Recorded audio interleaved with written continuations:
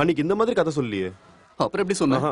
டேய் நீ அன்னைக்கு இந்த மாதிரி கதை சொல்லலடா. அப்படிதான் சொன்னேன். நீ அன்னைக்கு என்ன சொன்ன? என்ன சொன்ன? நானும் ஹீரோயினும் டியூக் பைக்ல கிளைமேக்ஸ்ல அப்படியே போறோம்னு. அப்ப பேக்ரவுண்ட்ல ஒரு பாம் வெடிச்சு தென்னை மரம் ஹைட்டுக்கு போகுதுன்னு. அந்த பாம் வெடிச்சதோட நெருப்பு அப்படியே பறக்கும்னு சொன்ன. அப்படியே நாங்க ஸ்லோ மோஷன் போகும்போது தி எண்ட் நீ போடுவ. நீ தானடா சொன்ன? அது இந்த படம் இல்ல. வேற என்ன படம்? டேய் அது ரெண்டாவது படம், பிக் பட்ஜெட்.